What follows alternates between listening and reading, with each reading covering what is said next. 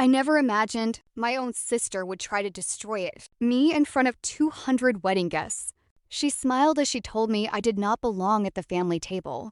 Then she grabbed my chair and yanked it away. I crashed onto the floor while everyone watched. She laughed. But 5 seconds later, her groom stood up and said one sentence that turned her perfect wedding into complete silence. By the end of that night, nobody was looking at me anymore. Every eye was on my sister. My name is Evelyn. I grew up believing families should always protect each other. My younger sister, Charlotte, believed something very different. She believed life was a competition. Every achievement I reached became something she wanted to beat. Every compliment I received made her angry. Every family gathering turned into another chance for her to embarrass me. When Charlotte announced her wedding, everyone expected me to be excited. I truly was. I bought a beautiful dress. I spent weeks helping our parents decorate the reception hall. I even paid for part of the flowers because money was tight. The wedding ceremony looked perfect. The guests smiled. The music played. The photographer captured every happy moment. Everything changed at the reception. As I walked toward the family table, Charlotte blocked my path. She smiled just loudly enough for nearby guests to hear. "You do not belong at the family table anymore." People laughed awkwardly because they thought she was joking. I smiled and tried to walk around her. She suddenly grabbed my chair and pulled it backward as I started sitting down. I lost my balance and slammed onto the hard floor. The entire ballroom went silent. 200 people watched me lying there. Charlotte laughed. She looked directly at me and said, "Maybe now you know your place." My face burned with embarrassment. Before I could stand, someone pushed back another chair. It was her groom, Nathan. He looked at Charlotte with complete disappointment. "That is enough." His voice echoed across the ballroom. "Do you really want me to tell everyone the truth?"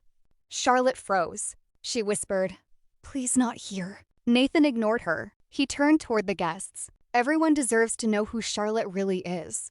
The room became completely silent.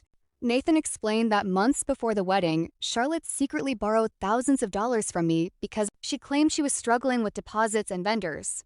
I gave her everything I had saved. She promised to repay me after the honeymoon. Instead, she told everyone I had refused to help. Then Nathan revealed something even worse. Charlotte had secretly told his family that I was jealous of her success and mentally unstable, so they would never believe anything I said. Several guests gasped. Nathan continued. Last week, he accidentally found messages on Charlotte's phone, where she admitted she planned today's humiliation because she wanted the guests to remember her wedding as the day she finally put her older sister in her place. The ballroom became completely silent. My parents stared at Charlotte in shock. Her bridesmaids slowly stepped away from her. Nathan looked at me. He apologized for everything. He said nobody deserved to be treated like that.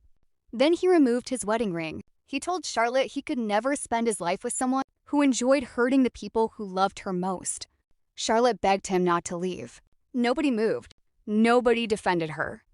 The guests quietly watched as Nathan walked out of the ballroom.